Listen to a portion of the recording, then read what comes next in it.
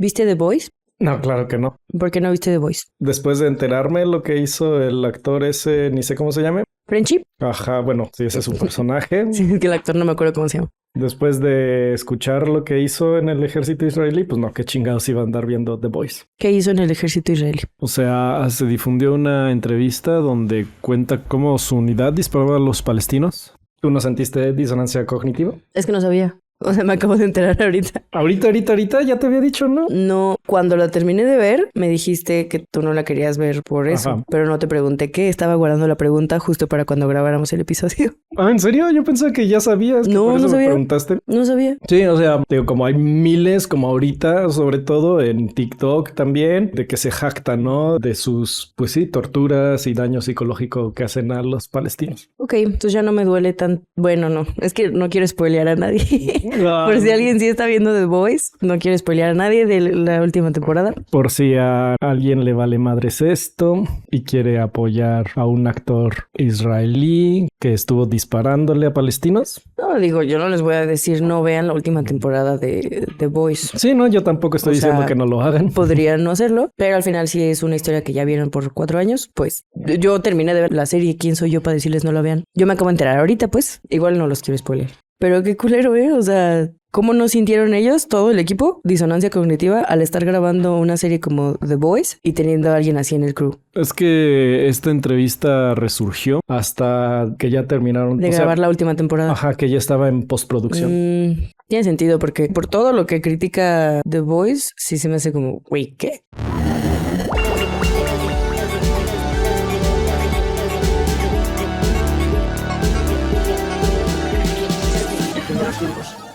Bienvenidos al Fin de los Tiempos, el podcast en donde cada 15 días deconstruimos el sistema patriarcal en el capitalismo tardío, entre cervezas y pizza. Hoy estamos entre papas y Topo Chico. Ah, y salsa. Me señala Aldo la salsa que no olvide mencionar. Su salsita especial. Todo un éxito, mi salsa. Hasta siento que es mi cumpleaños nada más porque trajo ahorita salsa. Es como de ocasión especial nada más. Sí. Bueno, hoy vamos a hablar de un tema que Aldo puso sobre la mesa hace mucho tiempo. Siento que era un tema que de repente cuando grabamos cosas más pesadas o más rudas, como que dejamos descansar un poquito entre tema y tema, porque pues desde la investigación es cansado. No cansado de tiempo, sino mentalmente es triste, es muy agotador. Está horrible ver números, ver cosas, ver videos de algo tan cabrón que está pasando. Pero pues sí, era un tema que querías hablar desde hace mucho, ¿no? Sí, cuando recién empezando el podcast, yo te dije, no, pues cuando quieras hablamos del tema, ¿no? O sea, yo de esto vengo documentándome desde hace ya muchos años. Sí. Pero en ese momento como que el discurso, o sea, como que todavía había mucha propaganda israelí. Y ya con el tiempo que ha pasado, ya, o sea, cualquier pretensión, cualquier excusa que tuvieran, creo que ya se fue por la borda, se fue al caño. Ya cada vez son más cínicos los israelíes con lo que están haciendo y es difícil como poner ya una postura neutral. Siento que si tienes una postura neutral es porque no conoces la historia. Sí, o sea, porque normalmente si conoces únicamente el lado de Israel, tienes una postura sionista. Si conoces toda la historia y eres un buen ser humano o tienes un poquito de empatía, pues eres pro-Palestina, ¿no? Pero si tienes una postura neutral, es desde la indiferencia, desde la ignorancia, de simplemente decir, ay, pues yo no me meto en esos temas, como por no quedar mal con nadie, pero realmente es porque no has investigado, porque si supieras qué pedo con todo, sí o sí tendrías que tener una postura. Como ser humano se me hace impresionante que neta hay gente que no tiene una postura, pero justo porque no están informados. Sí, al final creo que es una prueba de tu humanidad. Y sí, te digo, y en un principio, o sea, a mí como me criaron, fue diciéndome, no, es que en esa región llevan peleando desde hace miles de años. Y esto es como una excusa para decir, no hay solución, siempre van a estar peleando, siempre va a haber agresiones, pero no, realmente la historia pinta un agresor, claro. Si estás en contra de genocidio que está pasando, porque al final de cuentas ya todos hemos visto lo que hace Israel. Hin Rayaf estaba en un carro, 200 y tantos balazos a una niña dentro del carro. Y luego todavía un tanque de guerra destruye una ambulancia que va a rescatarla. Creo que esa es razón suficiente para decir, no, chingue su madre Israel. Entonces, esto va a ser como para quienes todavía hay gente que dice que, ay, pero es que los dos lados son malos o justamente te quieres poner como neutral. Esto creo que va a esclarecer muchas cosas, ¿no? Por eso es importante saber la historia de la región. Incluso este episodio también va a ayudar mucho a la gente que sí tiene una postura, pero a lo mejor no conoce bien la historia. O sea, que realmente si alguien les da un argumento en contra de Palestina o a favor de Israel, aunque ellos sean pro Palestina, aunque compartan mensajes chidos en internet, pero a lo mejor no se han dado el tiempo de escuchar 1, 3, 4 podcasts completos, de ver una película, de ver algún documental, de ver videos en YouTube o así. O sea, este episodio también sirve para la gente que aunque ya están del lado correcto de la historia, les va a dar mucho más conocimiento de historia y de fundamentos. Sí, y si te dicen un argumento falaz, pues, en mi opinión, saber qué responder también, ¿no? Sí, pero bueno, vámonos directo con la historia.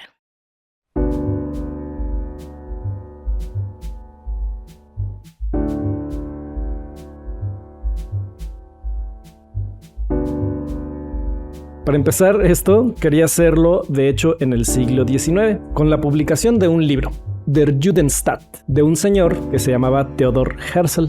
Pues este güey fue uno de los que impulsó el movimiento sionista. Esto es, de que los judíos tuvieran su propio país. Hay que entender el contexto en el que estaban viviendo en ese entonces los judíos. Theodor Herzl en ese momento publica ese libro porque había un chingo, y todavía hay, no nos hagamos pendejos, antisemitismo en Europa. Que el antisemitismo es el odio a los judíos simplemente por su trasfondo. Ok. Y había pogromos contra la población judía. Sí. Entonces, lo que quería hacer este güey era como buscar un lugar seguro para los judíos. Porque neta, estaba culerísimo. Si ahorita hay antisemitismo, en ese momento era súper normalizado. Sí. Entonces escribe este libro, El Estado Judío, literal se traduce. Este güey empezó a hablar con mucha gente importante y los ingleses dijeron, va, te apoyamos. Pero también justamente ese apoyo no fue coincidencia, no fue por la bondad de su corazón, fue también por antisemitismo, o sea, te queremos lejos de nuestros países. Y de hecho, ahorita dicen de que la tierra prometida, Israel, Dios nos prometió esta tierra. Pero hay un plan de Uganda de 1903, que este güey, Theodor Herzl, hizo un acuerdo con los británicos para que les dieran una parte de Uganda, una colonia en África. Y obviamente los judíos dijeron, no, pues no queremos irnos allá. Pero no mames, literal, o sea, si tú escuchas a Theodor Herzl y a los primeros sionistas, son muy claros de lo que querían hacer. Una colonia igualita a la que tuvieron los europeos en toda África. Igual a la que tenía Bélgica en el Congo, que mataron a millones de personas. Sí. Igual que Inglaterra en Sudáfrica. Y una de las opciones fue en Uganda, pero no quisieron, entonces siguieron las conversaciones y quedaron que lo mejor, bueno, que sería en Palestina. De ahí llegamos a la Declaración de Balfour en 1917, que fue ya el acuerdo escrito de Inglaterra durante la Primera Guerra Mundial para anunciar su apoyo al establecimiento de un, entre comillas pongo, hogar nacional para el pueblo judío en Palestina. ¿Qué chingados tienen que prometerle los ingleses al pueblo judío una tierra que ni siquiera era suya? Sí, no, o sea, si no tienes nada que ver ahí, es como, sí, te doy este pedazo de tierra, pero no es tuyo para darlo, sí. Para empezar. Ya hay gente ahí viviendo. Sí, o sea, es como si de repente les dijeran, ¿saben qué? Les vamos a dar Polanco en Ciudad de México. Ponle que ahí viven, que el 3% de la población, I don't know. Pero que sea como, bueno, ya hay algunos ahí establecidos, ese lugar es suyo. Y que llegaran más y es que esta es la tierra prometida. Entonces todos los del mundo son bienvenidos aquí para que puedan tomar las casas que se les antojen. Y obviamente la gente en Polanco sería como, güey, ¿qué pedo? O sea, espérate, güey, o sea, llevo aquí viviendo tantos años, ¿por qué va a venir alguien de otra parte del mundo a instalarse en mi casa? ¿Y yo qué? ¿Dónde voy a vivir? O sea, ¿por qué das algo que no es tuyo? Y de repente se empezará a expandir más y más, y ahora no solo es Polanco, ahora es la Roma, y se empieza a hacer grande y es como, güey, ¿qué pedo? ¿Por qué vamos a aceptar que nos desplacen así? Sí. Ya me adelanté un poquito, pero continúa. Bueno, entonces esto fue después de la Primera Guerra Mundial y después de eso, toda esa región era controlada por el Imperio Otomano, cae el Imperio Otomano y la región de Palestina queda en control de Inglaterra, del Reino Unido, lo que se llama el Mandato de Palestina, que tuvo lugar de 1920 a 1948, o sea, unos 28 años. En un principio, el Reino Unido había acordado que honraría la independencia árabe del Imperio Otomano, pero al final, el Reino Unido y Francia se dividieron lo que había sido la Siria otomana, que así se llamaba en ese entonces, y pues los árabes así de, ok, chido.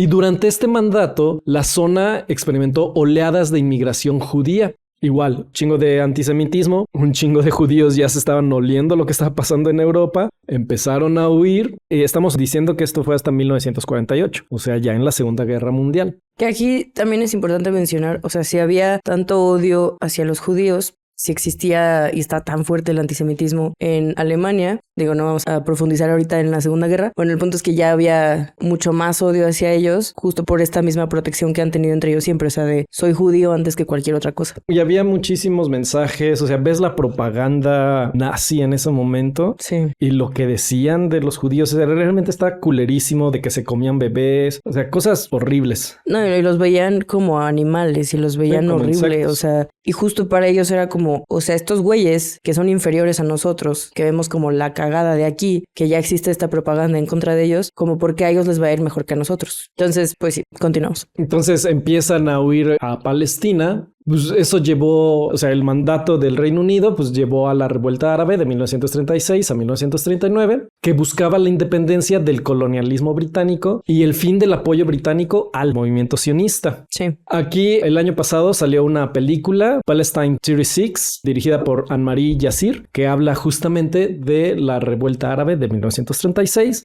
Pero aquí también es importante un momento que en 1920 se crea la Haganá. La Haganá fue un grupo militar que es el antecedente del ejército israelí. Lo voy a mencionar porque va a estar muy involucrado en la formación de Israel. Pero bueno, pasa el Holocausto, mueren millones de judíos y después de que termina la Segunda Guerra Mundial, estalló esa crisis de refugiados. Dijeron, güey, no mames, aquí en Europa chinguen su madre, nos matan. Y cientos de miles de sobrevivientes judíos del Holocausto, tratando de abandonar Europa, pues se fueron a Palestina. Y de hecho los británicos objetaron contra esto de que los judíos estuvieran yendo, porque hay que recordar, esto era su colonia y al final así como que ya no les pareció a los británicos. Pero la Haganá de hecho se centró en la inmigración ilegal, o sea, empezaron a meter judíos ilegalmente. Sí.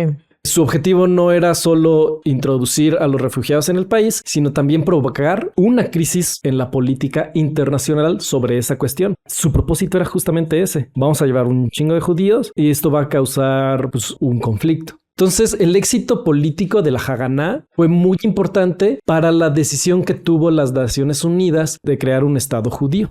Y esto nos lleva a la Resolución 181 en 1947 de las Naciones Unidas. Este plan proponía dividir la parte occidental del mandato británico en dos estados, uno judío y otro árabe, con un área que incluía Jerusalén y Belén bajo control internacional. Y este plan era prosionista porque asignó el 56% de la tierra al Estado judío, a pesar de que la población árabe palestina duplicaba a la población judía. Una de cada 3 personas era judía. Antes del mandato del Reino Unido era como el 17% de la población. Empezaron a llegar un chingo hasta convertirse al 33%. Y a este 33% de las personas que estaban en esa región le dieron más de la mitad de las tierras.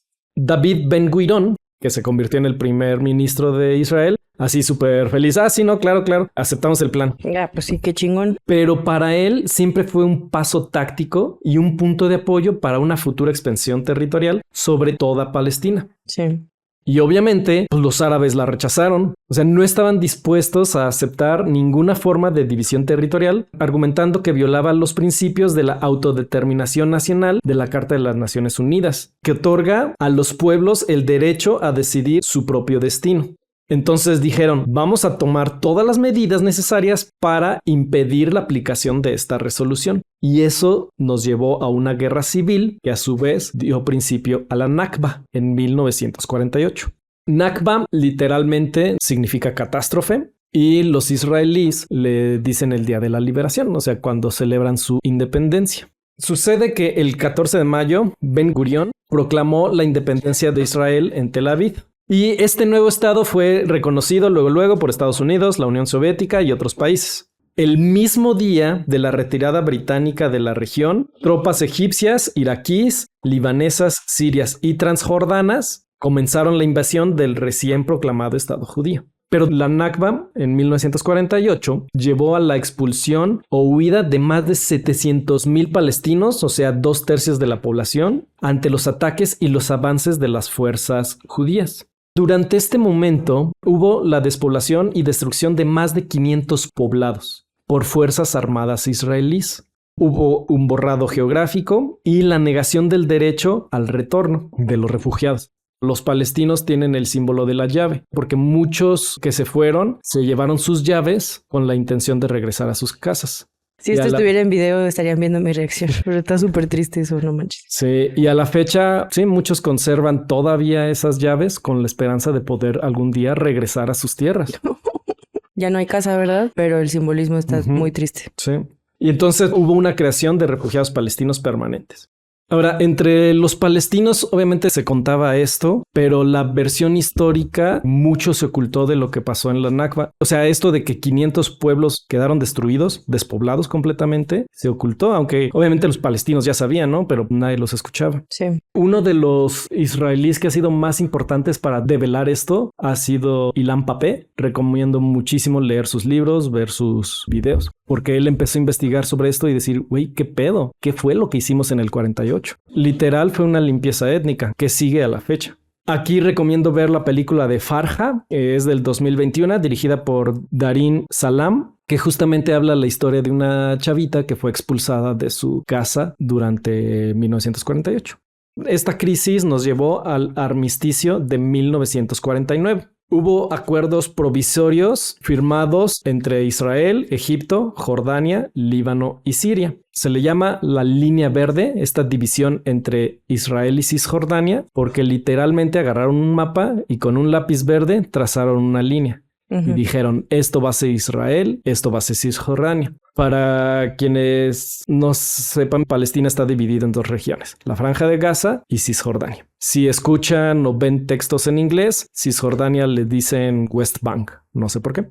Entonces, el armisticio de 1949 expresaba de forma explícita que esta línea verde no determinaba una frontera política o territorial. Así dijeron, no, o sea, nada más es ahorita para que no haya pedos, que no haya conflictos, marcamos esta línea verde. Pero aparte estaba súper rara distribuida, ¿no? O sea, no era como que te parto a la mitad, sino se dividió de una forma en donde uno estaba dentro del otro y era como por partes. Lo pueden googlear pues para que tengan una imagen más clara, pero evidentemente eso no iba a funcionar. Y de hecho, o sea, acuérdate, en la resolución 181 de la ONU, el 56% de la tierra se la dieron al Estado judío. Pero en el armisticio de 1949, un año después, el 78% de las tierras del mandato británico de Palestino pasó a formar estas nuevas fronteras de Israel, que en teoría no eran fronteras. Y la Franja de Gaza fue ocupada por Egipto y Cisjordania fue ocupada por Jordania hasta 1967.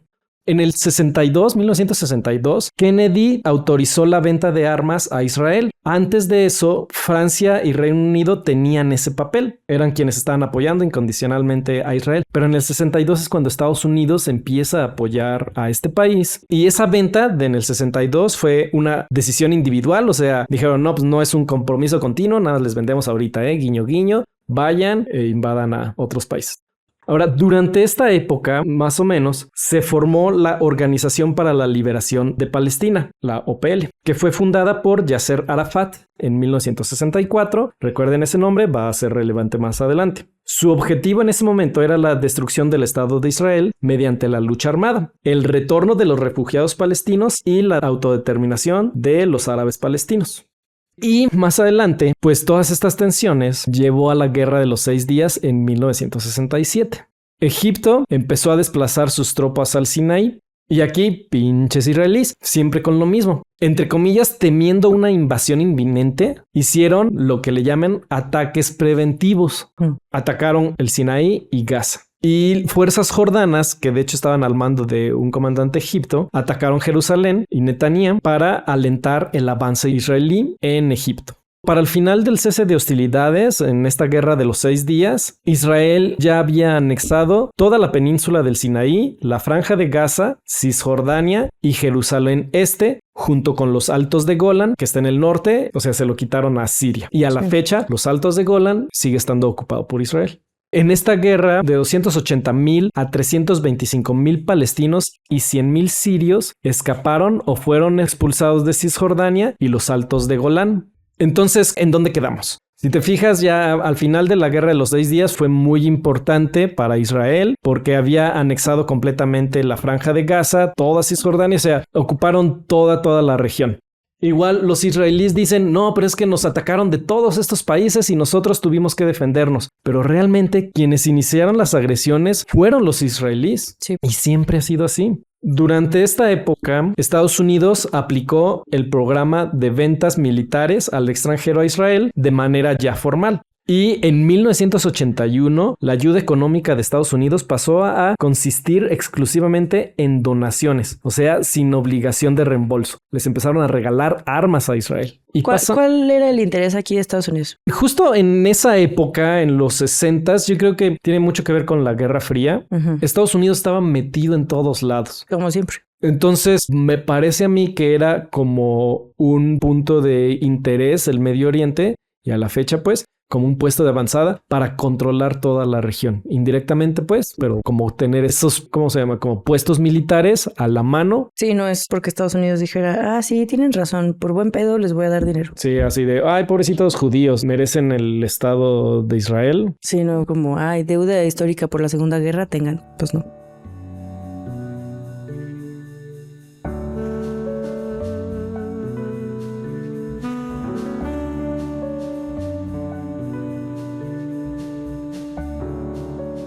Pasamos a la primera intifada, que tuvo lugar de 1987 a 1993. ¿Intifada? Ajá, literal significa revolución.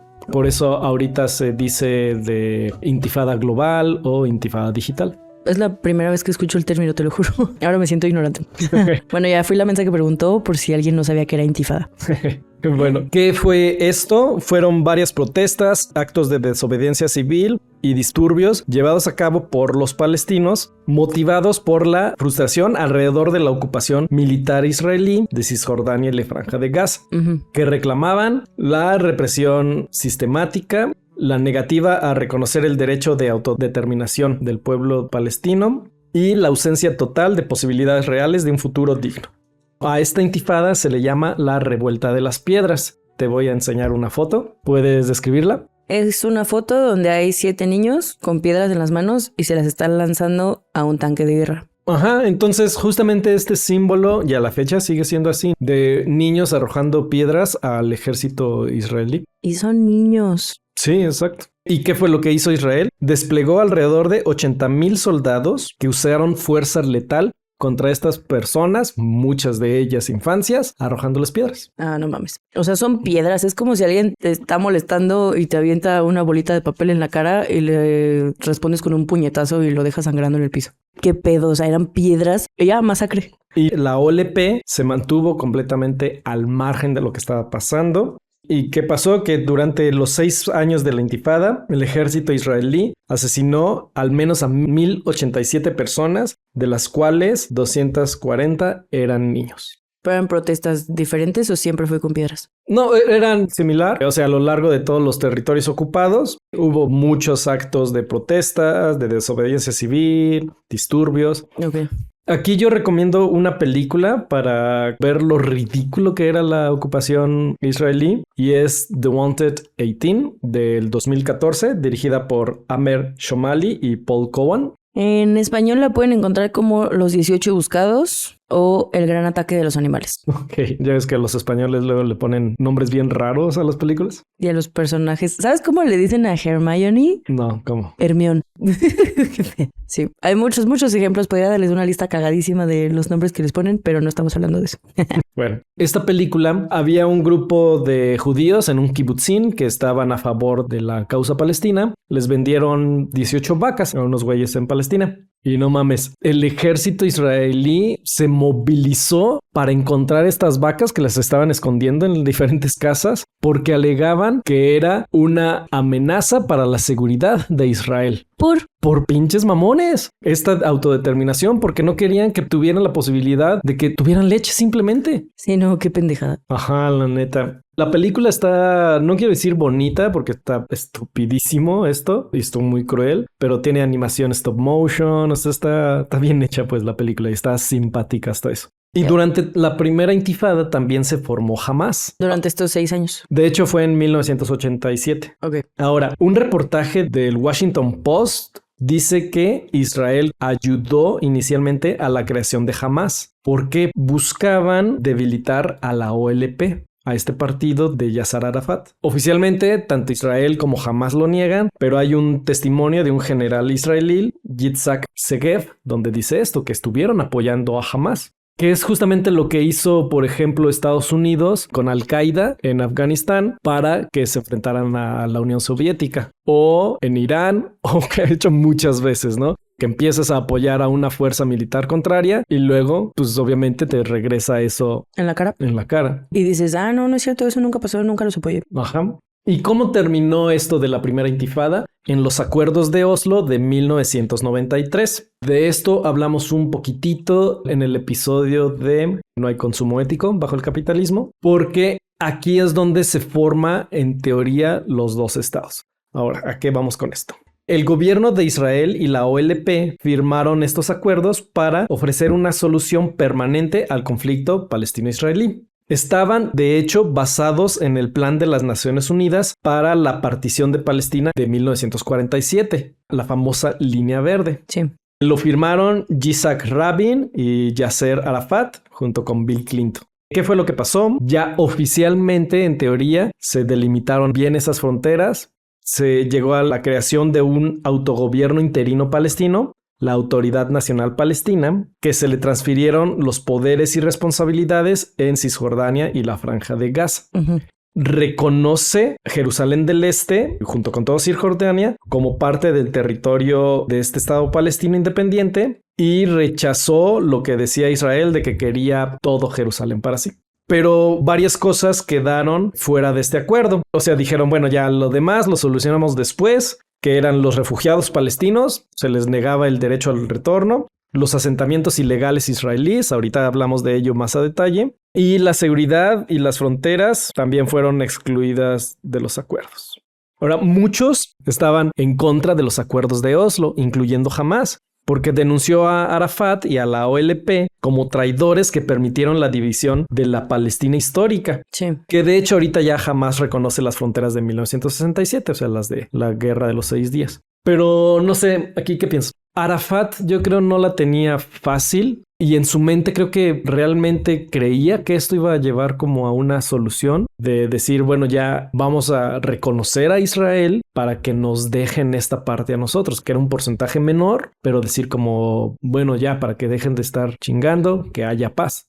Pero sí, para muchos era de, güey, ¿por qué les estás cediendo el territorio, no? Estamos hablando de que sí, 45 años después de la Nakba, de que les arrebataron las tierras y ya estás diciendo, bueno, pues ya te las cedemos. Por eso te digo, jamás estaba en contra. Entiendo el coraje, entiendo el no mames, ¿por qué pedo? O sea, después de todo lo que nos han hecho, después de que nosotros estábamos aquí y literalmente ellos llegaron a quererse apoderar y a masacrar, ¿por qué nosotros vamos a ceder? Quédate con lo que no es tuyo, te lo damos como un tratado de paz y ya.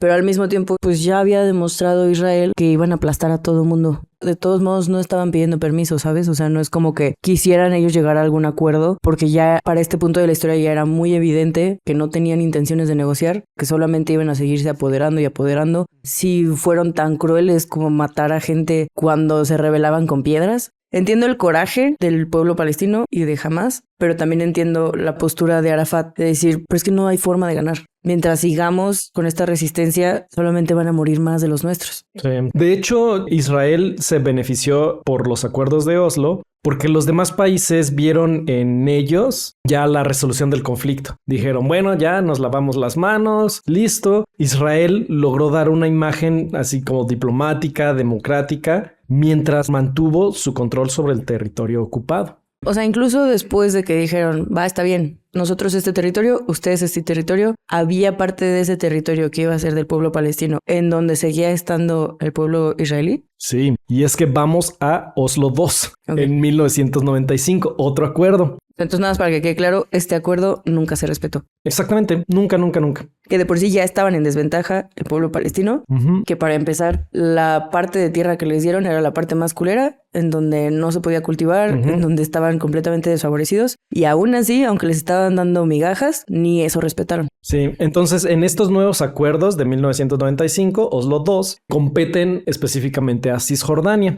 ¿Qué fue lo que pasó? Esta región de Cisjordania se dividió en 3 áreas, A, B y C. El área A, que correspondía al 18%, quedó administrada por la Autoridad Palestina. El área B, que corresponde al 32%, quedó administrada por la Autoridad Palestina, pero el control de seguridad era de Israel.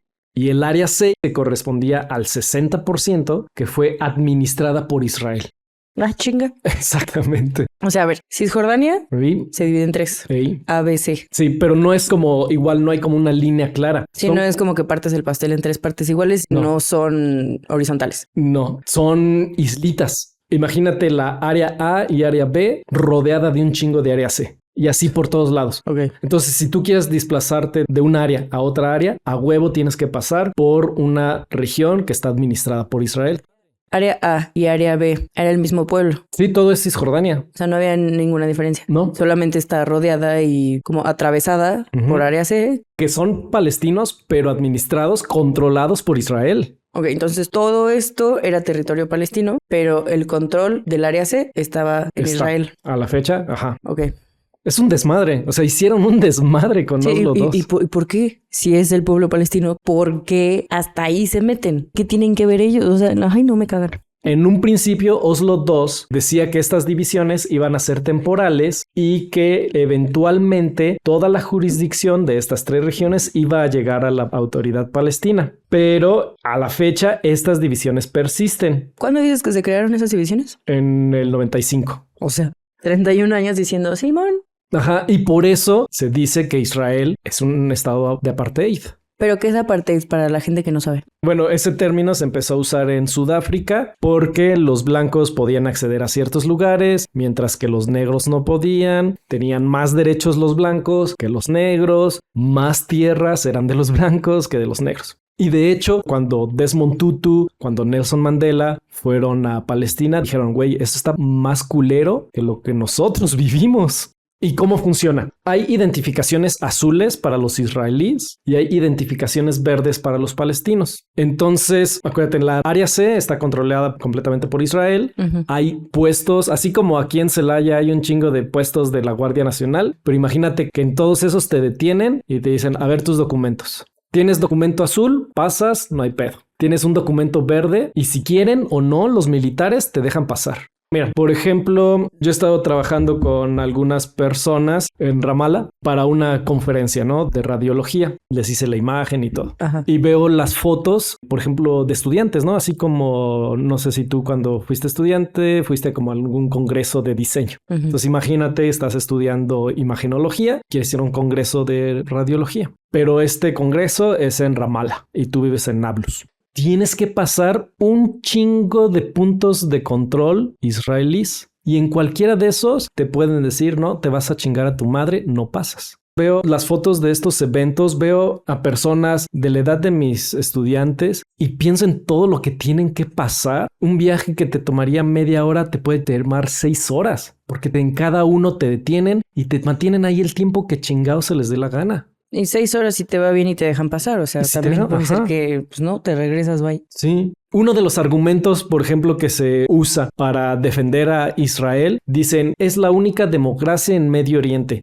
Güey, ¿cómo vas a llamarle democracia a esto? Sí. Cuando tienes un ejército que no te deja vivir libremente, cuando no puedes pasar a ciertas regiones nada más por tu identificación de otro colorcito. Y estas presiones las vives todos los días. Quieres ir a la escuela, quieres ir al trabajo. O sea, no puedes transitar libremente. A huevo tienes que pasar por estos puntos de control israelíes. Estas eran las condiciones de vida que nos llevaron a la segunda intifada y que tuvo lugar del 2000 al 2005. ¿Cómo empezó la segunda intifada? Como un levantamiento civil en Jerusalén. E Israel respondió con violencia, matando a más de 100 manifestantes palestinos en las primeras semanas. ¿Cómo se dio? Ariel Sharon, que también se hizo primer ministro, me parece, de Israel, visitó la zona exterior del recinto de la Cúpula de la Roca y la mezquita de Al-Aqsa, que es uno de los centros más importantes para la religión musulmana y es uno de los pocos espacios públicos que hay. Entonces llega Ariel Sharon con, no bromeo, miles de soldados. Realmente estaba provocando a los palestinos. Sí. Al día siguiente, durante la plegada del viernes, pues estaban los judíos ahí en el Muro de los Lamentos, ¿no? Y varios jóvenes musulmanes apedrearon a los judíos que estaban ahí. La policía israelí disparó usando fuego real, matando a 7 palestinos. Nuevamente, piedras contra armas de fuego. Esto llevó a varios levantamientos, hubo un chingo de ataques, ya hubo atentados suicidas con bombas. Fue mucho más violenta que la primera intifada y tuvo varias consecuencias. Se erigió el muro de separación israelí en el 2022, que es un pinche muro de concreto, no sé, como de 4 metros de alto, más de alto, que mide 702 kilómetros. En teoría dividía la región de Israel de Palestina, pero de hecho se mete más allá. O sea, todavía agarraron más cacho. Y también Jerusalén, pum, quedó dividida en dos. Pero hay que recordar, pasando ese muro, hay asentamientos ilegales, hay militares israelíes. Sí, no es como que, bueno, a ver, ya nosotros nos quedamos de este lado y ustedes de este lado. No. Ponemos un muro, pero aún así estamos dentro de su parte del territorio. Sí. Hubo un plan de desconexión en el 2005. Ariel Sharon dijo, bueno, ya nos vamos a retirar de la Franja de Gaza, que hasta entonces Israel seguía ocupando la Franja de Gaza. Se fueron y quedó este bloqueo de Gaza. O sea, se retiraron, pero ahorita hablo un poquillo más del bloqueo de Gaza. En este tiempo, ¿los palestinos podían entrar y salir? O sea, a otras partes del mundo. En teoría sí, pero todo tiene que pasar por Israel. ¿Quieres viajar? Te revisan tus documentos. Es un desmadre. Estaba más abierto en ese entonces, justamente hasta el plan de separación en el 2005, porque ahí ya separaron completamente la comunicación de Gaza con Cisjordania. De hecho, no se pueden comunicar. Si tienes parientes en Gaza, no puedes hablar con ellos. Y los de Gaza no saben qué está pasando en Cisjordania. Ay, qué horrible. Para el 2006, Hamás gana las elecciones a Fatah, que era el otro partido político. Luego Hamás expulsó a este partido político de Gaza. Se tuvieron que ir a la chingada. Y esa fue la última vez que hubo elecciones democráticas en Gaza, en el 2006. O sea, democráticamente votaron por Hamás. Ajá. Y estos mandaron a la chingada al otro partido político. Sí. ¿Por qué? Por pendejos, principalmente. Sí, pues eran adversarios políticos. Y estaban, sí, completamente en Como si aquí votan por el PRI y dicen, pan a chingar a su madre. Sí. Espera, duda. ¿Hicieron que se desmantelara el partido político o literal corrieron a las personas? O sea, los sacaron del territorio. Sí, los sacaron. Okay. Se van a chingar a su madre, váyanse a Egipto. Ok, ya, prosigue. Esto llevó al bloqueo de Gaza en el 2007 tras la toma de posesión de Hamás. Y Egipto e Israel cerraron ya ahora sí los cruces fronterizos con Gaza. A partir de que Hamás llegó al poder, el bloqueo de Gaza es ya de aquí nadie entra, nadie sale. Exactamente. Por eso le decían la prisión más grande del mundo. ¿Qué consecuencias tuvo esto? Por ejemplo, en el 2015, el Banco Mundial informó que la economía de Gaza estaba al borde del colapso. O sea, hace 11 años. Sí. El 40% de la población de Gaza vivía en la pobreza. El Banco Mundial dijo, güey, estas restricciones tienen que facilitarse para permitir que los materiales de construcción ingresen en cantidades suficientes y permitan las exportaciones, porque si no entra nada, si no sale nada, ¿cómo chingados va a sobrevivir la gente? Paréntesis, ¿por qué el bloqueo en Gaza? ¿Por Hamás? Sí, pero ¿cuál era el pedo con Hamás? Hamás estaba más allegado a Irán. Entonces el bloqueo fue como para, en teoría, que la influencia iraní no llegara hasta Gaza. Como para evitar tratos, comunicación, negocios y... Sí, entonces hicieron ese bloqueo total. Pero entonces, o sea, lo que decía el Banco Mundial es la economía no puede sobrevivir sin estar conectada al mundo exterior. No, ni la gente. Exactamente. Que por sí 40% en pobreza ya es un chingo. La mayoría de ellas desempleados. En ese entonces estamos hablando del 2015. Mahmoud Abbas, que pertenecía a la autoridad palestina, expresó su aprobación de las restricciones a la frontera egipcia. Apoyó la represión de Egipto en los túneles de contrabando, que realmente era el último salvavidas de Gaza, la última conexión al mundo exterior. Se coordinaron la autoridad palestina con Egipto para inundar estos túneles. Pero imagínate, ¿qué más chingados podía hacer la población? No tenían ninguna opción, no entra nada, no sale nada. ¿Cómo te comunicas? Pues haciendo túneles. Y de hecho, Abbas se opuso a la entrada del combustible de Qatar a la planta eléctrica de Gaza. O sea, dijo, Qatar no va a meter combustible para que produzcan electricidad Gaza. Completamente bloqueada quedó Gaza. ¿Qué pedo? Es más, ni siquiera pueden los pescadores avanzar unos cuantos, no sé, creo que es 1 kilómetro en el mar. Porque hay barcos israelíes, si te alejas de eso, disparan a los botes pesqueros. ¿Qué pedo, neta? O sea, sí, no les dejan nada. Qué miserables, ¿eh? O sea, hasta siento chistoso decir como qué miserables, porque es como, no shit. Y todavía ni llegas a lo peor, pero ay, qué asco. Y neta hay gente que los apoya, qué pedo con el mundo. O sea, es que está muy cabrón, o sea, es como, ¿qué quieres? O sea, solo quieres verlos agonizar y morir lentamente. Quieres ver cómo pierden territorio, calidad de vida, comunicación, cualquier motivo de alegría. Si tus necesidades no están cubiertas, no puedes disfrutar absolutamente nada. Es como, por mis huevos te quito tu humanidad. Porque para empezar, ni siquiera los veían como humanos. Sí. Y pues esto obviamente recuerda, el bloqueo empieza en el 2007, llevó a la guerra de Gaza que tuvo lugar del 2008 al 2009, que ahora sí ya empezó esta crisis humanitaria. Fue una ofensa desde aire, tierra y mar, precedida por una campaña de bombardeo aéreo sobre la franja de Gaza. Los objetivos de este bombardeo eran la infraestructura, o sea, puertos, sedes ministeriales, cuarteles de policía, los túneles subterráneos que comunicaban Gaza con Egipto. Según esto, Israel dijo destruir la infraestructura terrorista y la capacidad militar de Hamás. En 2017, la autoridad palestina, que está en Cisjordania, impuso sus propias restricciones contra Gaza. Recortaron los salarios de miles de empleados de la autoridad palestina que estaban en Gaza, así como la asistencia financiera a cientos de familias. Incluso la autoridad palestina le dio la espalda a Gaza. ¿Por qué? Supongo que querían quedar bien con Israel y a final de cuentas Israel le da dinero a la autoridad palestina. Qué ojetes, ¿eh? Sí. Durante esta época, del 2008 al 2009, hubo 1,314 muertos, al menos 573 civiles, 5,300 heridos. Si quieren conocer más sobre cómo era el estado de vida en Gaza en ese entonces, hay una película, la recomiendo ver, se llama Nacido en Gaza, es del 2014, dirigida por Hernán Sim.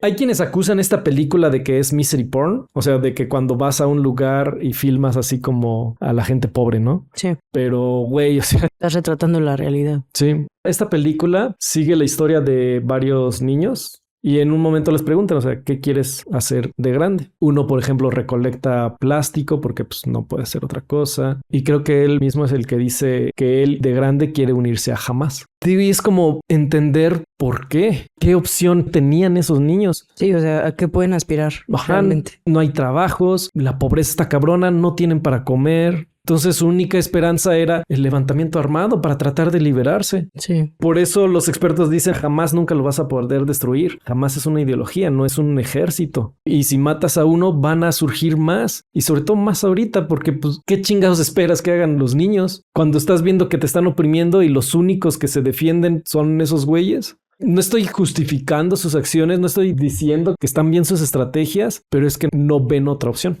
Básicamente es eso, o ver cómo a tu gente se lo sigue llevando la chingada hasta el día en que tú o ellos se mueran. De hecho, hay algo que en Israel le llaman podar el césped, que cada tanto bombardean, atacan Gaza para que no se desarrollen. O sea, hubo una guerra, la guerra de Gaza del 2012. Israel le llama la operación Pilar Defensivo. Es como el Double Speak de 1984, ¿no? O sea, Pilar Defensivo. Güey, tú estás atacando Gaza.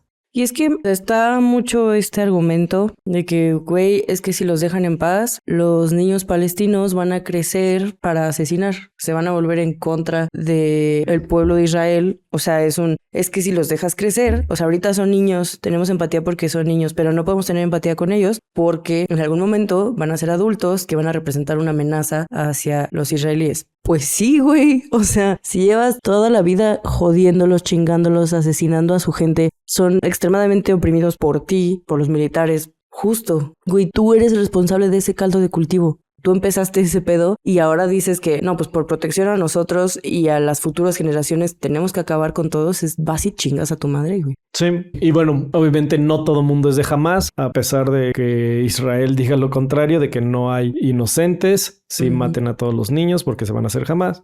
¿Qué fueron lo que hicieron muchos civiles? Fue la Gran Marcha del Retorno que tuvo lugar del 2018 al 2019.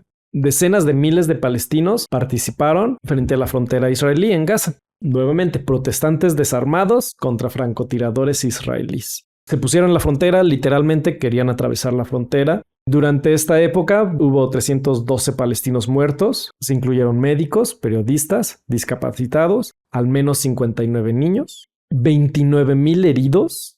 De todos esos miles de heridos, 3,565 fueron niños, 1,168 mujeres y 104 ancianos. Pero qué asco.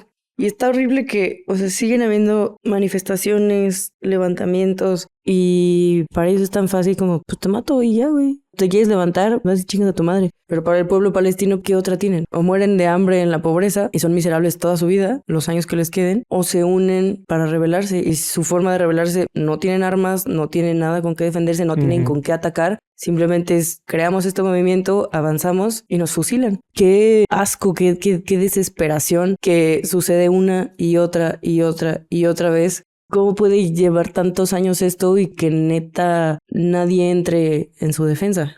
¿Qué pedo, güey? Más es la gente que se mueve y de a ver cómo apoyo y a ver cómo dono y a ver cómo hago llegar algo de ayuda para acá, que los pinches gobiernos que sí podrían hacer algo. ¿Qué fue lo que hizo Estados Unidos? Del 2019 al 2028 formaron el Plan de Ayuda de Estados Unidos a Israel, donde se destinó $38,000 millones a lo largo de una década, que fue el mayor compromiso de ayuda militar en la historia de Estados Unidos. Todavía quedan 2 años de ese compromiso. Que ya dijimos, les estaban dando armas desde antes. Todo es puto dinero y todas son alianzas con Estados Unidos y Estados Unidos solo quiere entrar a chingar el palo siempre. Sí, exactamente. Aquí hay un contraste muy grande entre cómo los gobiernos apoyan esto a Israel, pues, y el pueblo está en contra de eso. La mayoría ya de los estadounidenses dicen ya no vendas armas a Israel y ahí va el gobierno de Estados Unidos. En Inglaterra ya la mayoría de las personas también dicen, güey, ya chingue su madre Israel. Y ahí está el gobierno de Inglaterra apoyándoles. No es como que sea muy común que los gobiernos escuchen a su gente, ¿no? Pues sí.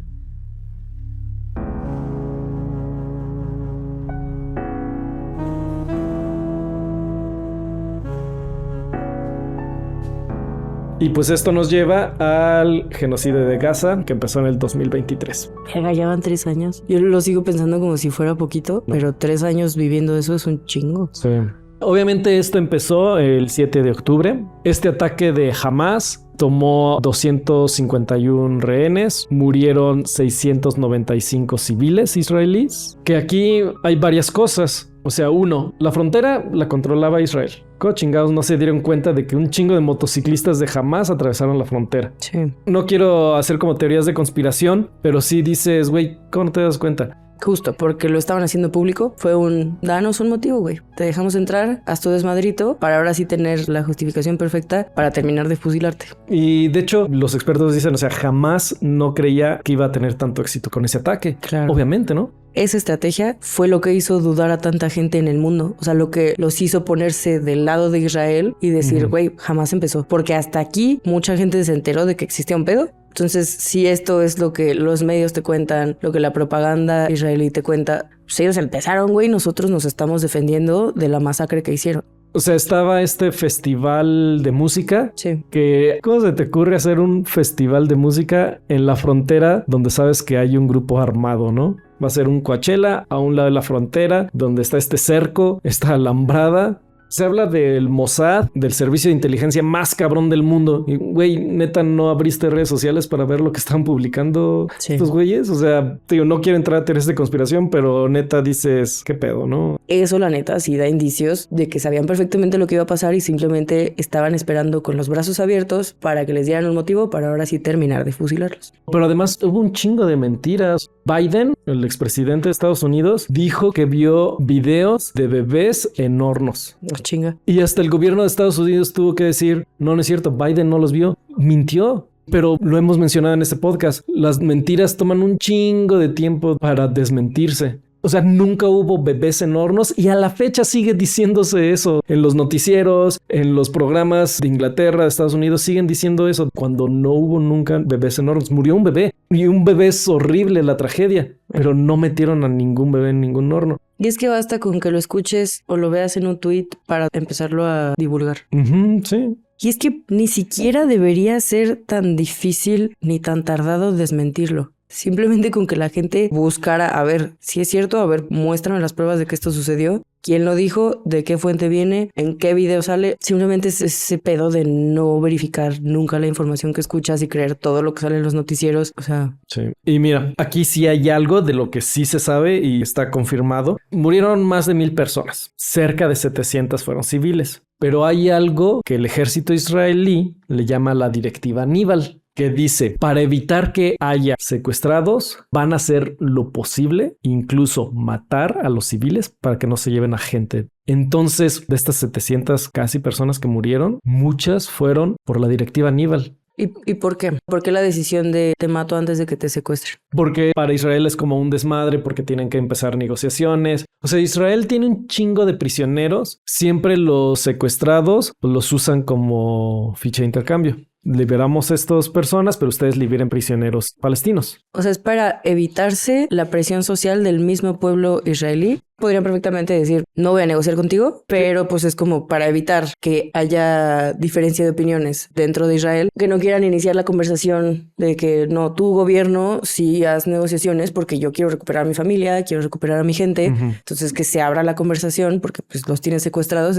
Para evitarme todo ese desvergue, ¿sabes qué? Te mato in situ. Sí, prefiero matarlos. Y ya. Pongo esto sobre la mesa para que no parezca que es un acto de misericordia de Israel de decir, mejor los mato antes de que los secuestren, porque si los secuestran los van a torturar. No, y de hecho, justamente, o sea, lo que decían los familiares de las personas secuestradas es, güeyes, ¿cómo están bombardeando? ¿Dónde están nuestros familiares? Sí. Qué ridiculez. Se supone que esa invasión era para liberar a los 250 personas secuestradas, pero las estás bombardeando. No mames, qué estupidez, pues. Y sí, era una excusa, realmente fue la excusa perfecta para Israel, algo que querían hacer desde hace décadas. Sí, no, y porque siempre sacan esa mamada de, no, es que teníamos el pitazo de que ese edificio estaba lleno de Hamás. Sí, mira, ahorita la cifra oficial va como en 70,000 personas muertas, en su gran mayoría civiles, más de 17,000 niños, cerca de 20,000 infancias, pues.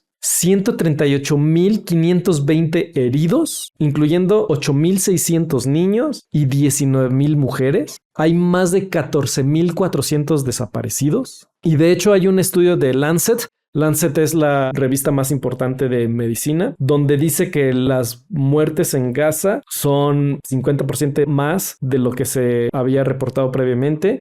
Diversos estudios ahorita ubican la cifra real de muertos, al menos a fechas del 2024, o sea, hace un año, en 335,500 personas. Pues imagínate, toda la ciudad de Celaya desaparecida.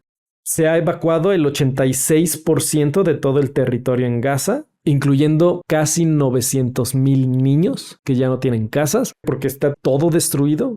Acaba de salir el año pasado una película, la verdad yo no sé si tenga la fuerza para verla, se llama The Voice of Hin Rajab, la voz de Hin Rajab, dirigida por Kauter Benhania, que es justamente las grabaciones de la luna roja de Hin Rajab, de esta niña. O sea, pidió así el 911, marcó a la luna roja diciendo, ya mataron a mi familia, estoy atrapada aquí en este auto. Es todas esas que fueron 2-3 horas de esta llamada de esta niña con los paramédicos. Son las grabaciones reales de Hin Rajab. Yo cuando escucho un clipcito de la voz de esta niña rompo en lágrimas. O sea, la verdad no creo tener la fuerza para ver nunca esa película. Sí, ya vi que cuál dices, también he escuchado fragmentitos. Ajá. Sí, o sea, nomás de pensar en eso ya quiero llorar. Yo creo que tienes que tener un estómago muy cabrón para ver esa película. Y para hacer la película, la mamá de Hin Rajab fue quien dio permiso, ¿no? A la directora. Dijo, por favor, que el mundo conozca su historia.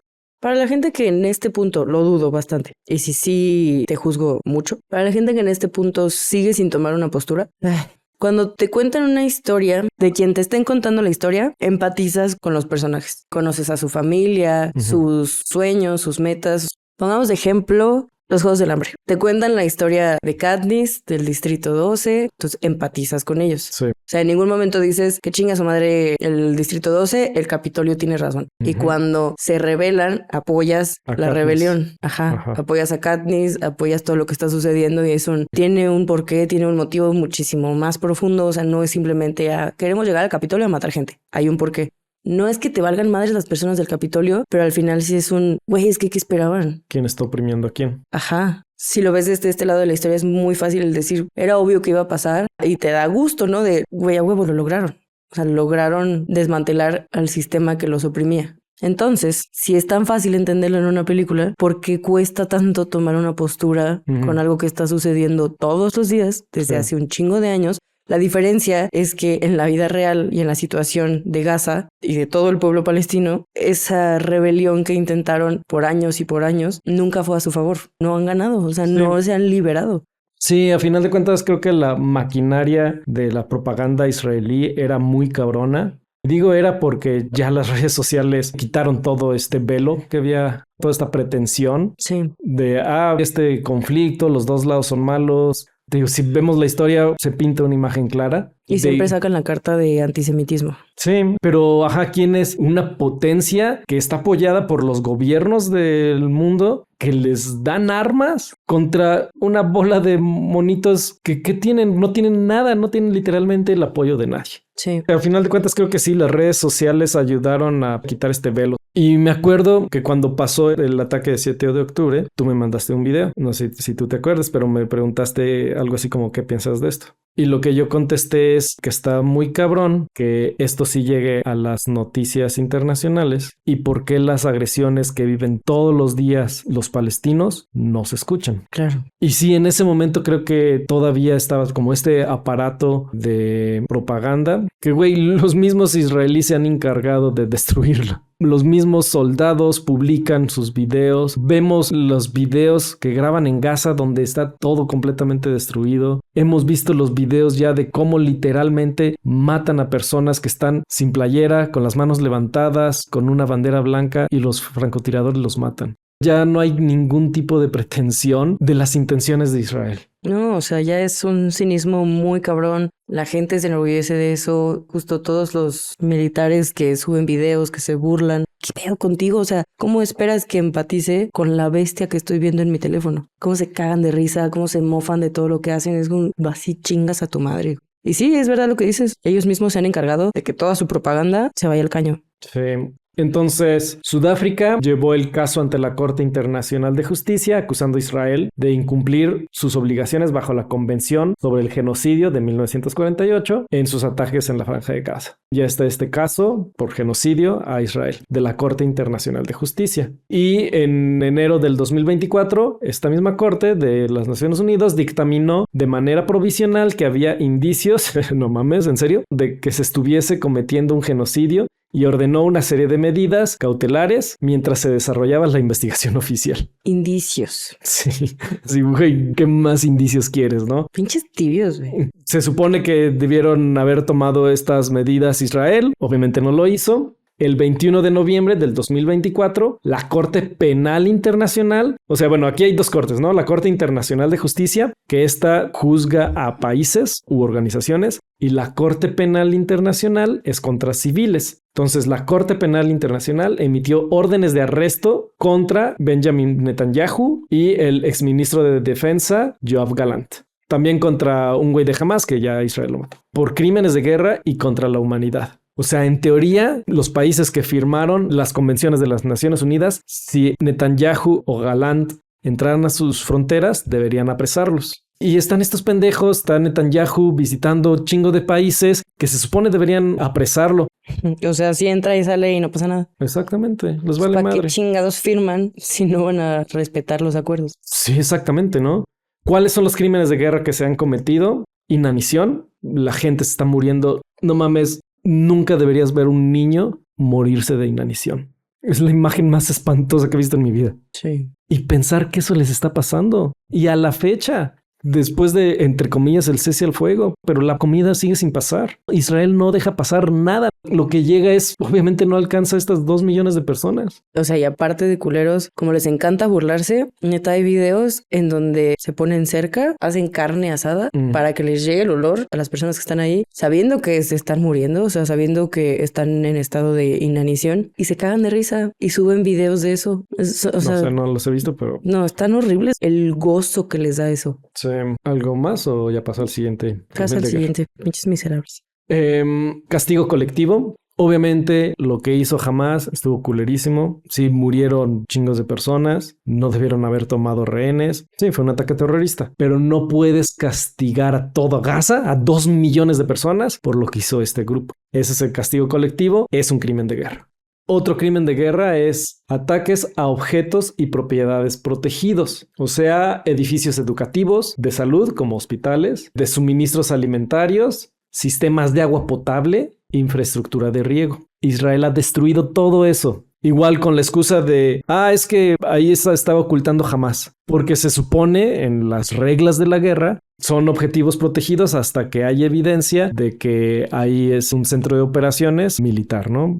Siempre usa Israel esa excusa de destruimos este hospital porque ahí estaba metido Hamás. Igual nunca ha habido evidencia de que todas las escuelas, todas las universidades, todos los hospitales hubiera alguien siquiera de Hamás. Hubo un video súper ridículo una vez que destruyen uno de los hospitales. Entra un soldado, hay un calendario con notas y el soldado israelí dice, miren, ahí está la lista de Hamás. Güey, ¿nunca has visto un calendario en tu vida? O sea, el nivel de ridiculez para justificar sus ataques. Te mandé el encabezado de un artículo de un hospital que tuvieron que evacuar y los bebés que estaban en la unidad de cuidados intensivos, o sea, bebés, ¿cómo se le llama? ¿Bebés prematuros? Ajá, o sea, estaban los bebés que estaban conectados a máquinas, se tienen que salir porque están bombardeando, pensando que pues tal vez puedan regresar después. Dejaron, es horrible decirlo, dejaron los israelíes podrirse a los bebés ahí. No mames, o sea, neta no hay palabras. Esos bebés eran Hamás. Pues es que claro, o sea, con este pensamiento tan estúpido que tienen y con lo que se les educa todos los días desde que son niños, ¿por qué salvarías a un bebé que después va a crecer y se va a rebelar contra ti? ¿Y por qué salvarías a un bebé de alguien a quien ni siquiera consideras persona? O sea, la neta, la forma en que educan a los israelíes... Sí, está enfermo. Así todo esto terminara, qué pinche miedo esa gente. La neta ya es un lavado de cerebro tan cabrón desde tan chiquitos que estas personas que defienden esto a capa y espada, dices, güey, me das miedo, güey. Ya no tienes humanidad. O sea, ¿cómo le regresas la humanidad a una persona así? ¿Qué tipo de terapia necesita alguien así para recuperar su humanidad y su empatía? ¿Qué más? Todos los sistemas de agua potable están destruidos. No hay agua potable en Gaza. También es un objetivo protegido. No debería atacarse.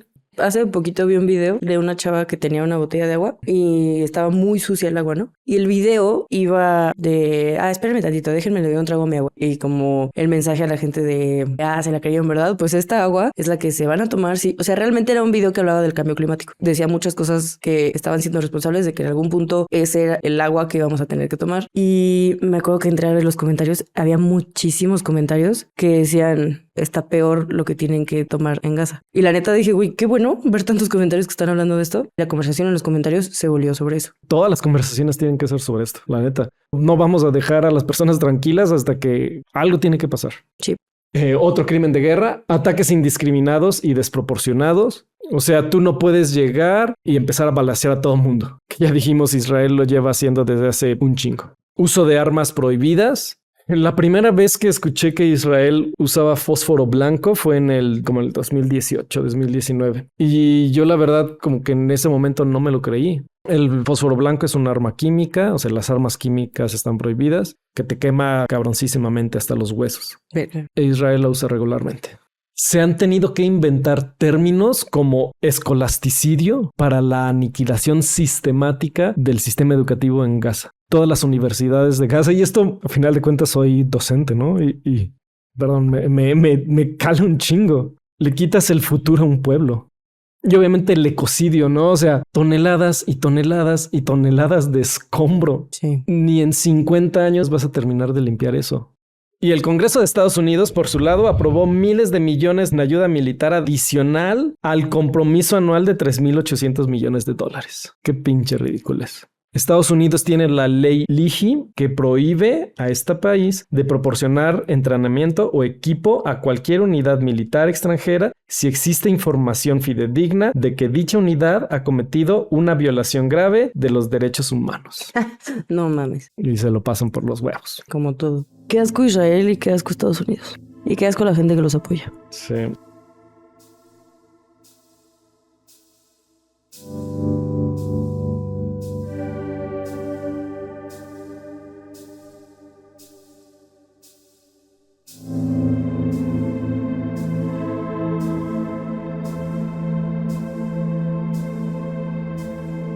Y bueno, esto en Gaza está culerísimo. No hay palabras para expresar la destrucción, catástrofe y muerte. Sí. Pero no hay que olvidarnos de Cisjordania. Desde octubre 7 del 2023, los asentamientos ilegales en Cisjordania han aumentado. Se ha acelerado esto.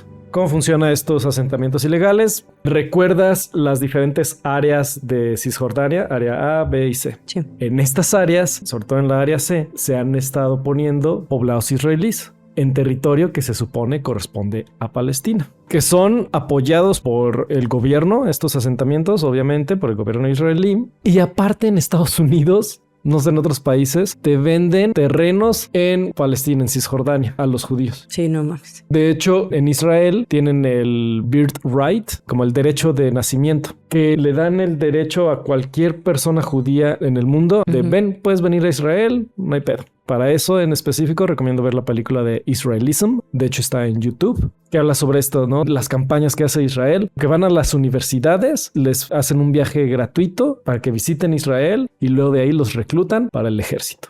Y luego hacen asentamientos ilegales. O sea, quienes están invadiendo Cisjordania son europeos, son gringos. Mientras tanto, los palestinos no pueden regresar a sus tierras. Sí, está asqueroso. Sí, está culerísimo. Entonces, cuando dicen de la solución de los dos estados, o sea, por ejemplo, en teoría, Estados Unidos, México, lo ha dicho Sheinbaum, muchos países, la mayoría, apoyan la solución de los dos estados. Esto quiere decir un estado independiente israelí y un estado independiente palestino. Esto ya existía. Eso eran los acuerdos de Oslo. Se supone que ya se delimitaban esas fronteras provisionales en ese momento, pero ya iba a quedar. Israel nunca tuvo intención de respetarlo, exactamente. Realmente lo que quieren es eso, es la limpieza étnica de los palestinos y quedarse con todas las tierras. Incluso, igual algo que no quería creer en un principio, que le dicen el Gran Israel, que es no solo la tierra que es ahorita de Israel, toda Palestina y los altos de Golán, sino extenderse al Sinaí y al sur del Líbano. Ya están ocupando territorio en Líbano. Y parte de, si se cumplen los sueños de Israel, parte de Jordania y más incluso. ¿Y hasta dónde? Si de plano lo consiguen y lo vuelven a conseguir y nadie hace absolutamente nada. Sí, pues ahorita lo están haciendo con Líbano. Y ahorita, te digo, están aumentando estos asentamientos ilegales, empujando cada vez más a los palestinos a irse. Entonces, cuando los políticos dicen, sí, nosotros apoyamos la solución de los dos estados, güey, Israel no apoya la solución de los dos estados. Israel quiere todas las tierras para sí. Aparte, aunque eso sucediera en un mundo utópico en donde Israel dijera, bah, ya, los vamos a dejar en paz, ¿qué pedazo de tierra les dejarían a Palestina? Lo destruido, los escombros. En teoría, sería los territorios delimitados en la Guerra de los 6 días, ¿no? En 1967. Pero nuevamente están todos esos asentamientos ilegales dentro de Cisjordania y cada vez están expulsando más a las personas. Creo que para este punto de la historia Israel ya dejó bastante claro que no tiene la mínima intención de respetar nada, de seguir algún acuerdo que hagan, y pues su meta principal es exterminar al pueblo palestino. Sí, lo último que quiero decir al respecto es sobre las prisiones israelíes, porque es parte como de este plan de limpieza étnica. Dentro de Israel hay un chingo de prisiones con miles y miles y miles de palestinos. Se les llama detención administrativa. Agarran a un palestino, no necesitan enjuiciarlo, lo detienen por meses, años. Si llega a su juicio. Si es que llega al juicio. Ya aumentaron para que niños de 14 años puedan ir a prisión. Aumentaron, o sea, disminuir la edad en la que pueden entrar a prisión. Bueno, sí. No mames, 14 años. Y recientemente, y esto acaba de salir, pusieron pena de muerte para los palestinos. ¿Qué más quieres? O sea, eso es limpieza étnica tal cual. Eso es un campo de concentración. Lo único que les falta es poner hornos. Tienen miles de prisioneros. El 98% de los prisioneros palestinos resultan ser culpables. No puedes ni siquiera publicar cosas en tu Facebook. No puedes ni siquiera poner la bandera de Palestina porque te agarran, te meten en la prisión preventiva y ahora el mismo gobierno se dio el permiso de matar a los palestinos prisioneros. En su mente, en su ideología, ¿qué los hace diferentes de los nazis? No sé, la verdad no sé cómo chingados se pueden justificar eso, ¿no? Y por eso muchos judíos dicen nunca más, se refieren nunca más para nadie. Y sí, o sea, es muy importante resaltar el papel que están haciendo muchos judíos en decir, güey, no en nuestro nombre, porque eso sí se justifican. Es el único lugar donde estamos los judíos protegidos. ¿A costa de quién? Y además, que eso también es parte de la propaganda, a Israel le conviene que haya antisemitismo porque eso quiere decir que más gente va a llegar a Israel para seguir expandiéndose. Por eso Israel no hace nada realmente contra el verdadero antisemitismo, porque a ellos les conviene que los judíos tengan miedo de todo el mundo para que lleguen a ese país. Les conviene que de alguna forma todavía hay personas que los vean como las víctimas de los antisemitas, que en esta historia serían sus opresores. Es una mamada. Algo más que quería decir de las prisiones, las violaciones a los prisioneros. Son violaciones sistemáticas. No mames. Hay un video culerísimo donde están varios soldados, cubren la cámara, rodean a un prisionero para violarlo, le meten, sabrá Dios qué cosas. Y cuando se dio a conocer ese video que acusaron, muy rara vez acusan a los soldados de algo. Los estaban acusando de violación, el gobierno israelí, de los pocos casos en los que procede, y la gente estaba protestando para que liberaran a esos violadores. Qué asco. Neta, por donde lo ves está horriblísimo. Ay, güey.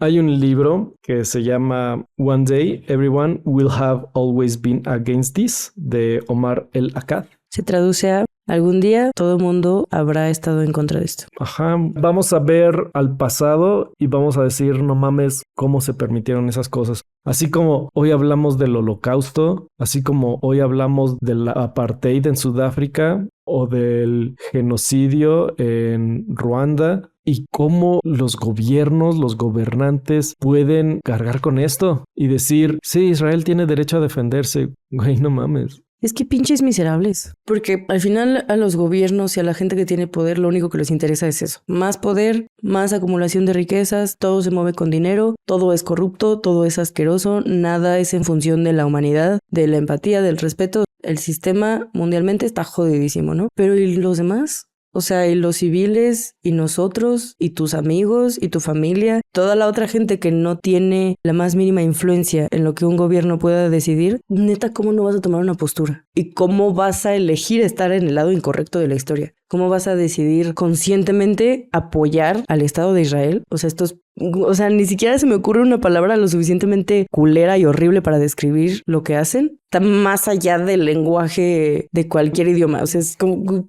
Y piensas en gobiernos como México, que México se supone que está apoyando el caso de genocidio de Sudáfrica en la Corte Internacional de Justicia. Y sin embargo, hay acuerdos comerciales con Israel. El ejército de Israel vienen a entrenar a los policías aquí. Les compramos armamento a Israel, legal e ilegalmente. Sí. Entonces dices, güey, ¿con qué cara? Neta, ¿con qué cara lo haces? ¿Y con qué cara nosotros, como personas random, te paras y dices, pues no tengo una postura? O, ay, los dos lados son malos. O yo estoy en un lado Los dos lados son neutral. malos. Jamás empezó opiniones que dices, neta, no sabes ni verga, güey. Y lo peor es gente que sí sabe y aún así decide apoyar al Estado de Israel. Sí.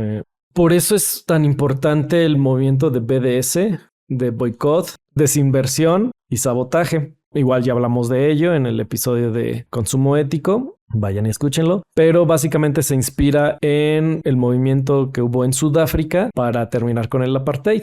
Hasta que Sudáfrica no fue un estado paria con el que nadie estaba dispuesto a hacer negocios. Hasta entonces se desmanteló el apartheid. Entonces el movimiento de BDS se inspira en esto y dicen no consumas nada de empresas que apoyen a Israel, que lo resientan, que hacer negocios con Israel te cueste. Que pinche Domino's tiene tiendas en asentamientos ilegales, no voy a consumir en pinches Domino's, o en Starbucks, o en Burger King, o en Pizza Hut, o en McDonald's. Además, pura pinche comida horrible. No compras ropa de Adidas. Sí, métanse a la página de BDS. Ahí está como la información sobre qué es lo que puedes hacer tú como persona. No busques en Google. Neta, ¿quién chingados usa Google para buscar? La neta. No compres en Amazon. No te hospedes en Airbnb. No uses Booking.com. Airbnb y Booking tienen casas en asentamientos ilegales. O sea, imagínate que estás rentando la casa que pertenecía a un palestino que fue expulsado. Qué asco.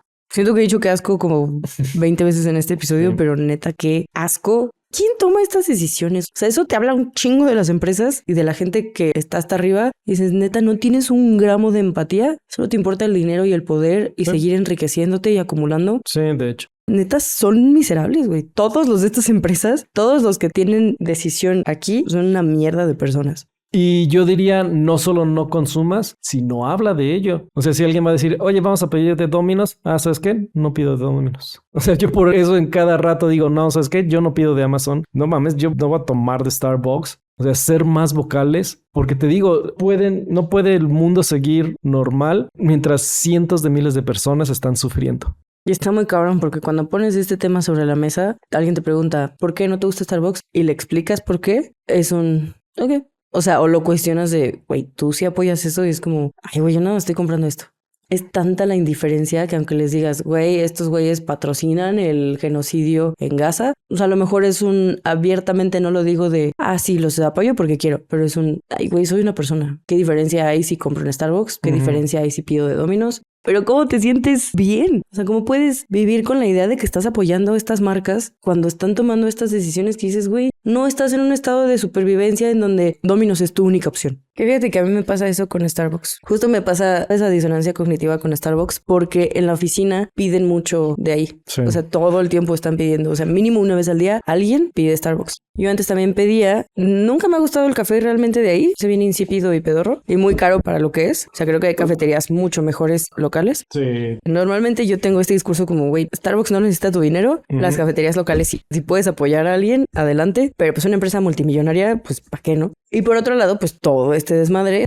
Y que el café de Starbucks es cosechado por infancias explotadas. Ajá. Sí. Entonces me llegó a pasar 1 o 2 veces, tal vez más, yo creo que unas 3, que pedían todos y yo no pedía, ¿no? Pero la siguiente era como que, puta, estoy en junta, no, sí, pídeme esto, bla, bla, bla, y ya yo no tengo tiempo de pedir ni de salir a comprar. Pero ni lo disfrutaba. O sea, llegaba y me sentía sucia. O sea, me sentía como, güey, tengo sangre en las manos. ¿Qué es esto? Ni siquiera puedo disfrutar así mi café. Sí. Y ya desde ahí ya Starbucks está muerto para mí. 1000 veces voy a ir a otro lugar antes que ahí. Aunque sea lo único que esté abierto, ya no les quiero consumir. Porque digo, ok, soy una persona, pero la neta el boicot funciona. Y aparte, aunque no funcionara, yo no me siento cómoda consumiendo de ahí. Sí, exactamente. ¿Cómo te sientes de que aunque sea una poca parte, aunque sea un peso de ese café, que es mucho más pues, pero va a los dueños que están apoyando esto, que están dando dinero a entidades sionistas? Sí, justo. Es una decisión tan fácil de cambiar. O sea, hay tantas marcas, tantos negocios que no tienen una gota de sangre en su historia ni en sus decisiones actuales. ¿Por qué para ti como individuo es tan difícil decidir bien? ¿Qué te ha hecho el pinche sistema y dentro de tu comodidad? Que es como, sí. Solo es buscar otra pizzería. No es tan difícil, güey. Pero para empezar, el problema es que aunque les digas y les expliques qué pedo con todo, ni siquiera les genera esa disonancia cognitiva porque no les importa. Y probablemente, si conocieran toda la historia, probablemente sí les importaría. Pero es tanta la indiferencia y el prefiero no saber porque me va a incomodar o porque me va a hacer tomar decisiones que prefiero simplemente voltear a otro lado. Y de nada sirve tu pinche like en publicaciones de Free Palestine cuando en tu día a día sigues apoyando a estas empresas. Sí. No sé, creo que hay que hacer incómodas a las personas de que, güey, no puedes tomar esta postura, no puedes ser indiferente ante esto. Incluso cuando se menciona, oye, güey, pero ¿qué pasa con Sudán? ¿O qué pasa con el Congo? Güey, sí, obviamente también estamos en contra de lo que está pasando ahí. No mames, la crisis alimentaria en Sudán está culerísima. La mayoría de las personas que están muriendo de hambre en el mundo están en Sudán. Apple es responsable de las muertes que están sucediendo en Congo. Pero incluso las personas en estos países, en África, te van a decir, güey, no, sí, tienes que apoyar la causa palestina. Porque es como una prueba de humanidad, ¿no? Si permites que esto suceda abiertamente en Palestina, ¿qué no va a pasar en los otros países? Sí, obviamente nos importa todo lo demás y obviamente también vamos a hablar de ello. Puta, lo he hablado muchas veces en este podcast, pero es ahorita además la catástrofe humanitaria más grande que tenemos en la actualidad. Y si dejamos pasar esto, va a seguir también pasando en los demás lugares del mundo. Entonces sí, creo que debemos hacer que la vergüenza regrese a las personas. Y te digo, hacerlas incómodas y estar insistiendo y dar pinche chingo de lata porque algo tiene que cambiar. Y tenemos que hacerlo antes de que más personas mueran. Porque si no va a pasar lo que pasó en Ruanda, que no hizo nada el mundo. Va a pasar lo que está pasando con los Rohingya, contra los Uigur. No está haciendo nada el mundo. Tenemos que decir, ya basta. Sí.